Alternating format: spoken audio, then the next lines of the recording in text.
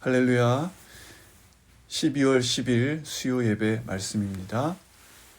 오늘은 창세기 18장 1절로부터 8절의 말씀으로 찾아오신 은혜라는 제목으로 함께 말씀 나누도록 하겠습니다.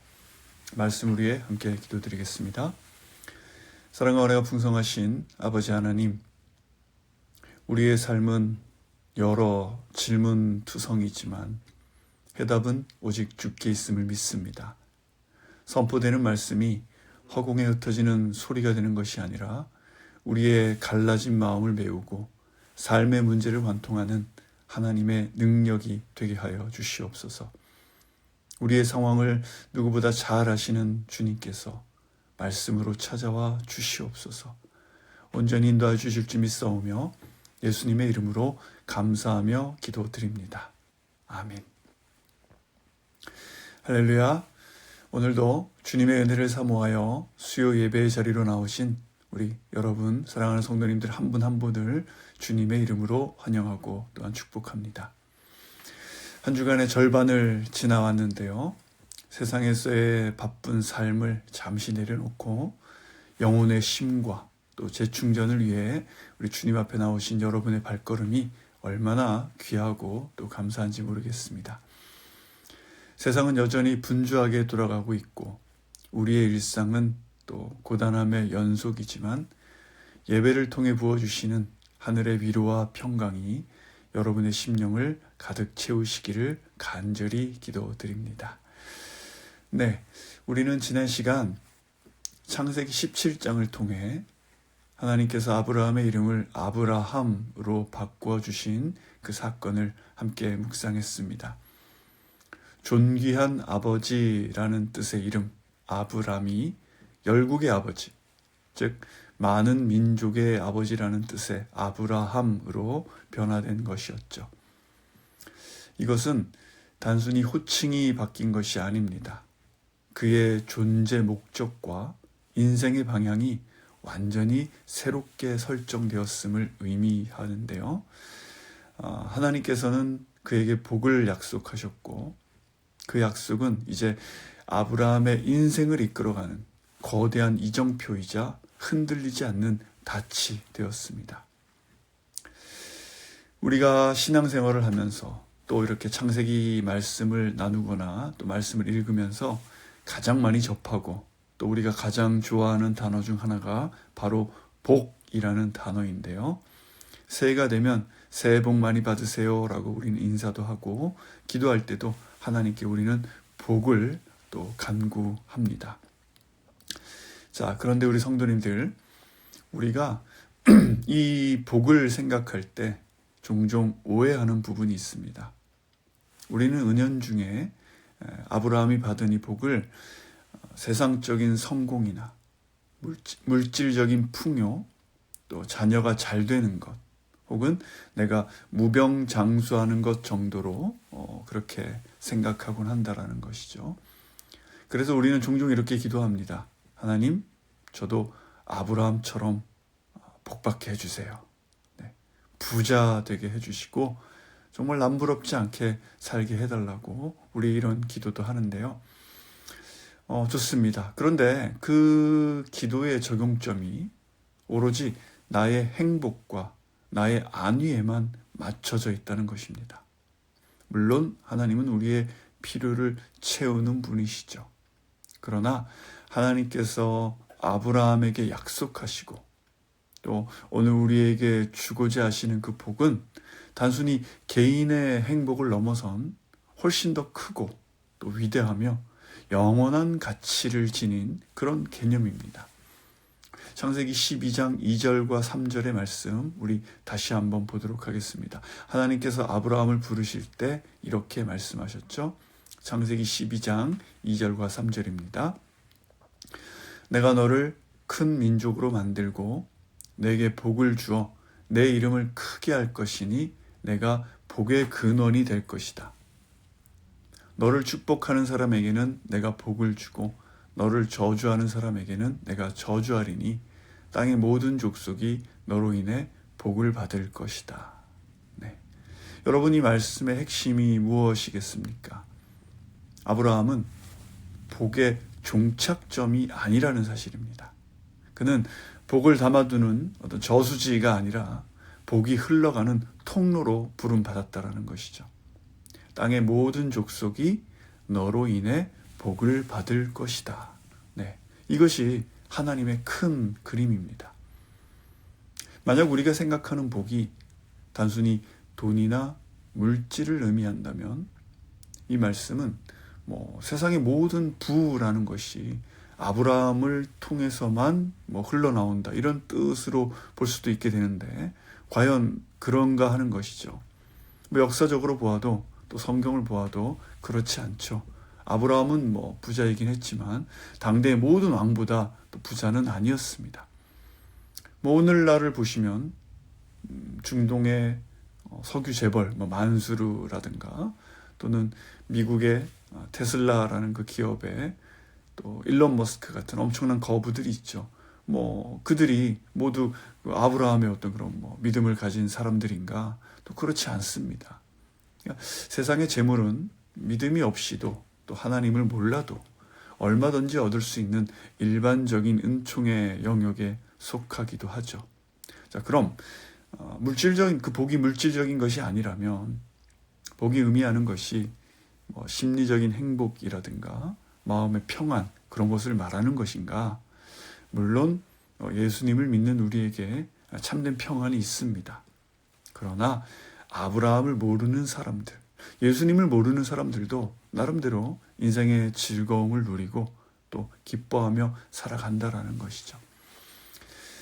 하나님께서 말씀하신 이 땅의 모든 족속이 너로 인해 받게 될 복, 그 복은 세상 어디에나 있는 그런 보편적인 행복을 말하는 것이 아닙니다.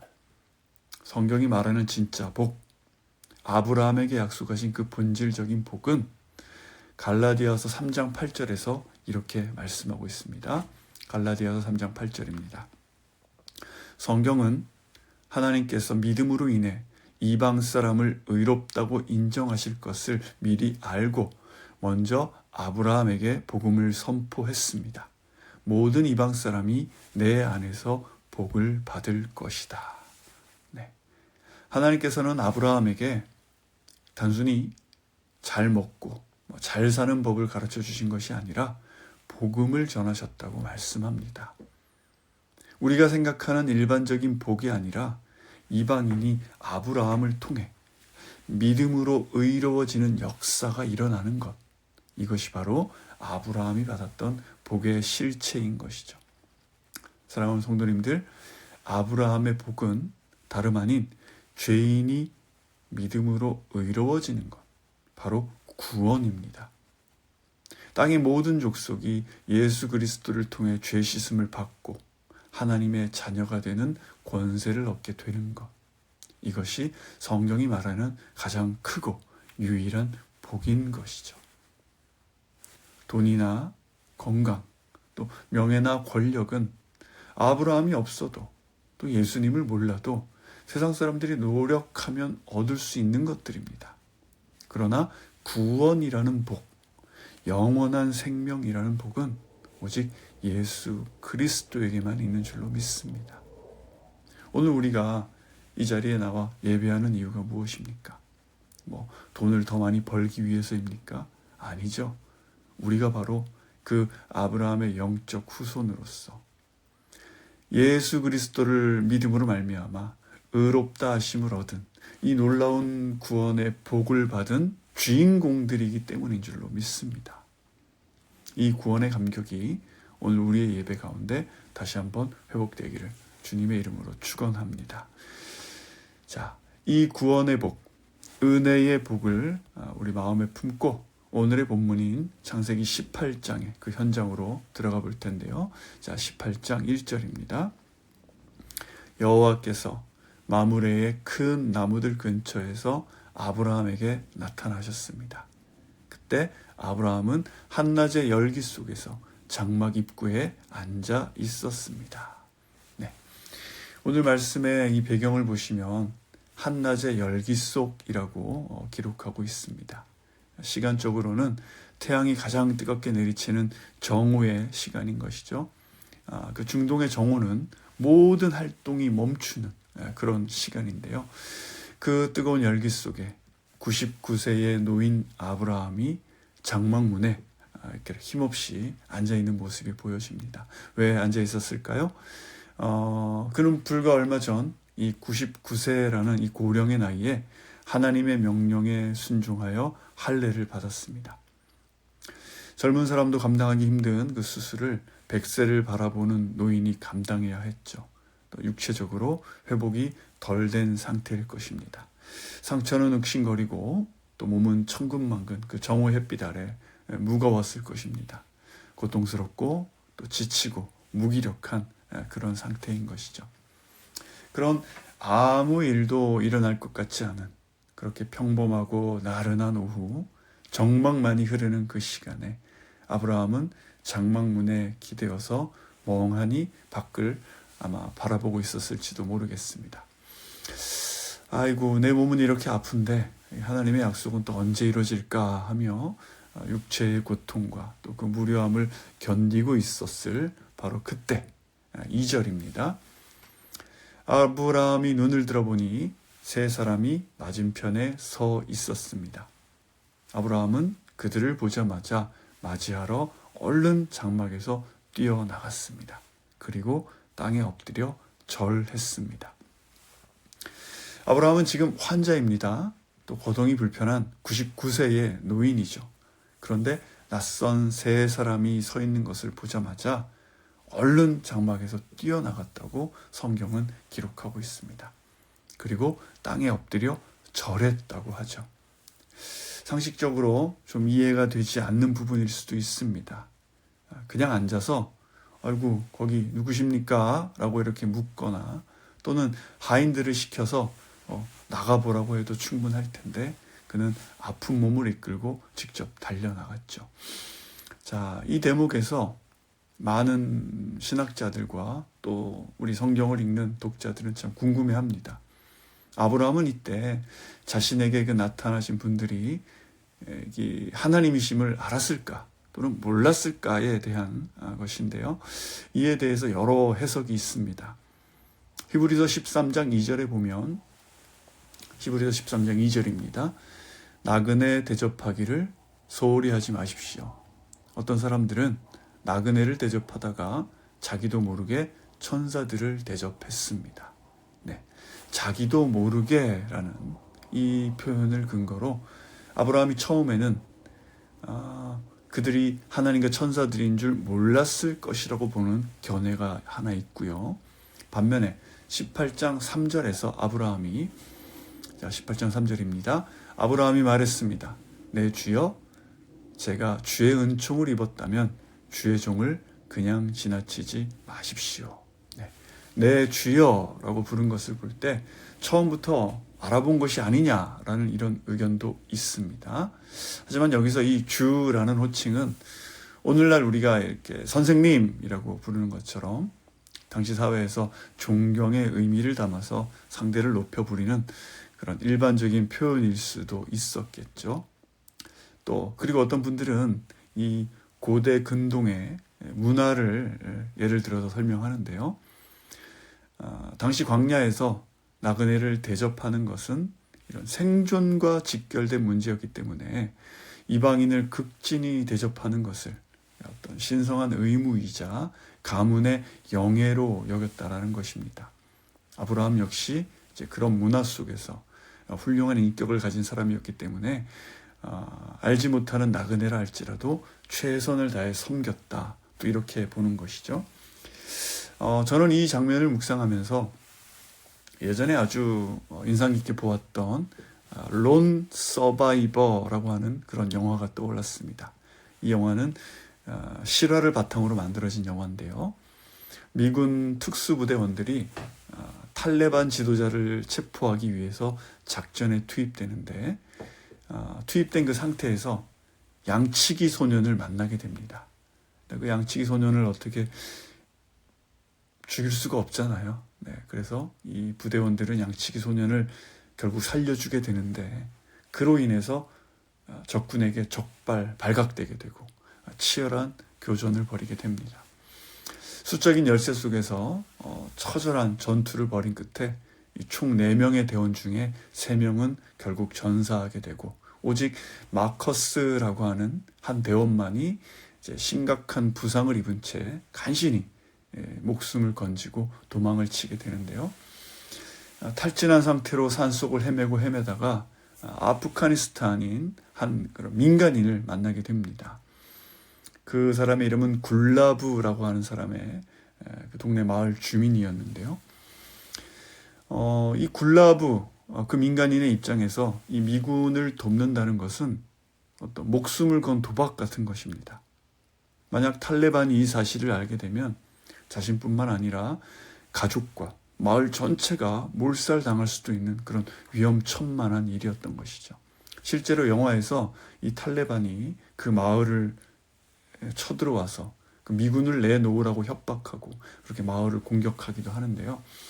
이 굴라브는 그렇지만 그 부상당한 이방인 미군을 외면하지 않습니다. 그를 집으로 데려가서 상처를 치료해주고 먹을 것도 주고 목숨을 걸고 그를 보호하는 것을 이 영화상에서 보여주는데 도대체 무엇이 이제 그토록 이렇게 위험한 선택을 이제 하게 했는가? 그곳의 그 민간인들에게는 파슈툰 왈리라고 하는 그 수천 년을 내려온 불문율이라는 것이 있습니다. 그것이 무엇인가? 도움을 요청하며 찾아온 손님은 그가 적이라 할지라도 목숨을 걸고 보호하고 대접한다라는 이런 불문율이 있었던 것이죠. 그들의 전통이자 자존심이었습니다. 자신을 찾아온 나그네를 보호하는 것이 그들에게는 무엇과도 바꿀 수 없는 명예였던 것이죠. 아마도 아브라함이 살았던 시대의 문화도 이와 비슷하지 않았을까 생각해 보게 됩니다. 뜨거운 태양 아래 그렇게 지쳐있는 나그네를 그냥 지나치게 하는 것은 이제 그들을 죽음으로 내몰 수도 있는 일이었기 때문에 아브라함은 비록 자신의 몸이 아프고 힘들지라도 벌떡 일어나서 그들을 맞이했던 것이 아닌가. 또 아브라함의 훌륭한 인품과 섬김의 자세를 보여주는 대목이기도 합니다. 자, 그런데 우리 사랑하는 성도님들, 아브라함이 그 손님을 하나님으로 알고 대접했는지 또 모르고 대접했는지 혹은 그의 인격이 얼마나 훌륭했는지보다 훨씬 더 중요한 사실이 오늘 본문에 있습니다. 다시 한번 우리 창세기 18장 1절의 말씀을 보시죠. 여호와께서 마므레의 큰 나무들 근처에서 아브라함에게 나타나셨습니다. 아멘. 여러분, 이것이 바로 핵심입니다. 아브라함이 하나님을 찾아낸 것이 아닙니다. 아브라함이 기도를 열심히 해서 하나님을 불러내린 것이 아닙니다. 하나님께서 먼저 아브라함을 찾아오셨습니다. 우리의 신앙은 여기서부터 시작됩니다. 종교는 인간이 신을 찾아가는 과정이라고 말을 하죠. 그래서 고행도 하고 돌을 닦고 정성을 바쳐서 신의 마음에 들려고 노력을 하는데 기독교는 그렇지 않죠. 우리는 하나님께서 인간을 찾아오시는 바로 계시의 종교입니다. 우리가 하나님을 찾아야 한다면 보이지도 않고 만져지지도 않는 그 거룩하신 분을 우리가 어디서 만날 수 있겠습니까? 죄인된 우리의 힘으로는 불가능한 것이죠. 그래서 하나님은 우리가 연약할 때, 우리가 지쳐 있을 때, 우리가 죄악 가운데 헤매고 있을 때 우리의 일상 한복판으로 먼저 들어오시는 분인 줄로 믿습니다. 오늘 본문의 시간적 배경은 정오입니다. 그렇죠? 가장 뜨겁고 가장 지치고 아무도 움직이지 않는 그 시간입니다. 어쩌면 우리 인생의 정오와 같은 순간일지도 모릅니다. 너무 분주해서 정신이 없다거나 또는 삶의 무게에 지쳐서 만사가 귀찮고 무기력해진 그런 순간 같은 것이죠. 아브라함은 99세였습니다. 육체의 소망이 끊어진 나이입니다. 게다가 그 수술 후의 통증으로 신음하고 있었습니다. 바로 그 가장 낮고 연약한 자리에 하나님께서 먼저 찾아오신 것입니다. 이것이 은혜죠. 내가 준비되었을 때, 내가 깨끗할 때, 내가 뭔가 그럴듯한 업적을 이루었을 때 찾아오시는 것이 아니라 가장 비참하고 또 연약한 모습으로 앉아있는 그 자리에 주님이 찾아오시는 것, 이것이 바로 은혜인 줄로 믿습니다. 아브라함을 찾아오신 하나님께서는 그곳에서 아브라함이 차려온 음식을 드시며 그와 대화를 나누시는데요. 자, 앞선 17장에서 하나님은 아브라함과 언약을 맺으셨습니다. 할례를 명하셨고 이삭의 출생을 예고하셨죠. 그리고 18장에 이르러서 하나님은 인간의 몸을 입은 듯한 그런 모습으로 직접 나타나셔서 아브라함과 식탁의 교제를 나누고 계십니다. 성경에서 이렇게 함께 먹는다라는 것은 단순한 식사를 뜻하는 것이 아닙니다. 그것은 친밀함의 표현이고 언약 관계의 확인을 나타내는 것입니다.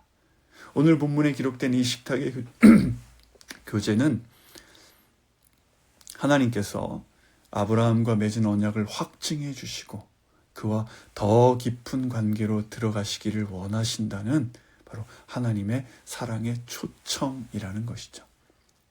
어떤 신학자들은 이 모습을, 이것을 성경에 나타난 최초의 성찬식과 같은 의미가 있다고 또 그렇게 해석하기도 합니다. 자, 사랑하는 성도님들, 이제 오늘 말씀을 맺으면서 요한계시록 3장 20절 말씀을 여러분과 기억하기를 원하는데요. 요한계시록 3장 20절입니다.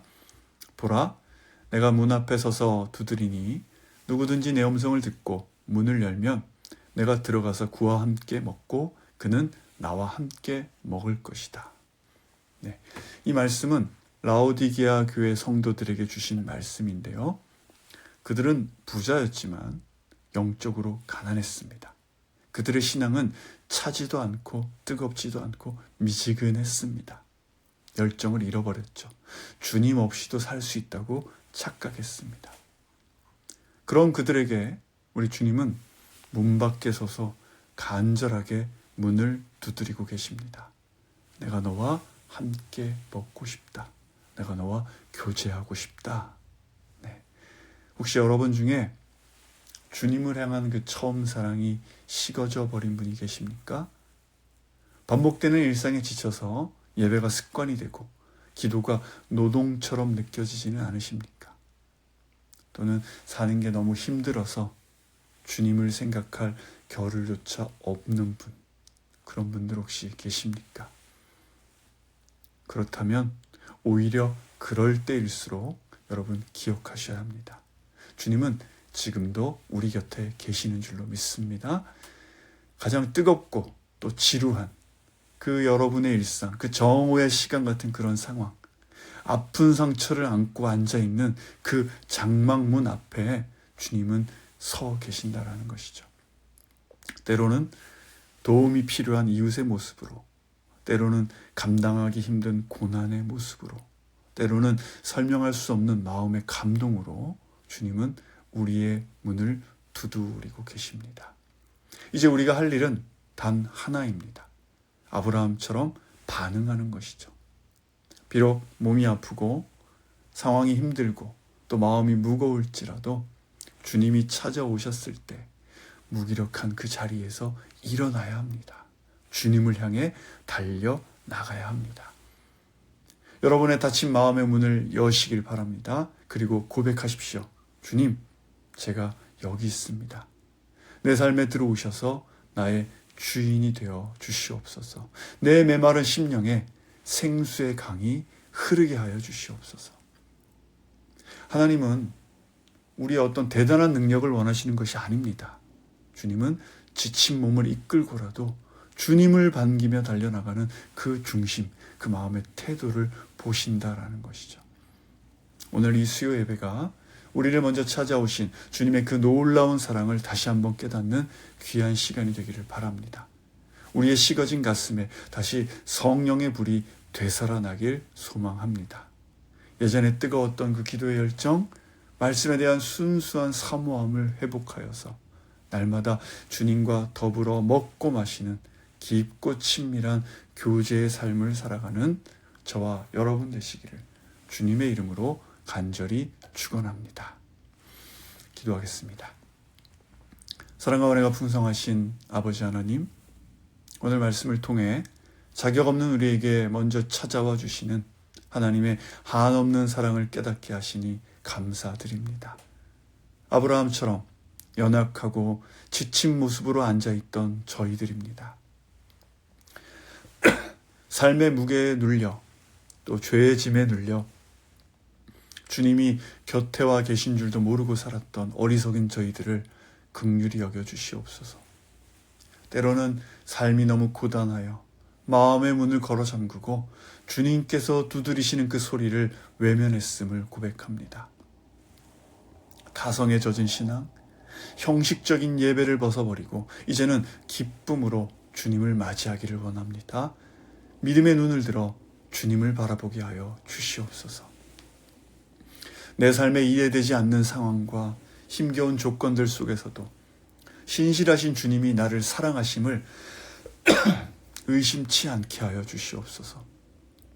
매일매일 말씀의 거울 앞에 내 삶을 비추어 보며 주님과 동행하는 그 기쁨 누리게 하여 주시옵소서. 우리를 통해 세상으로 복이 흘러가게 하여 주시고 잃어버린 영혼들이 주님께로 돌아오는 구원의 통로로 우리를 사용하여 주시옵소서. 예수님의 이름으로 감사하며 기도드립니다. 아멘.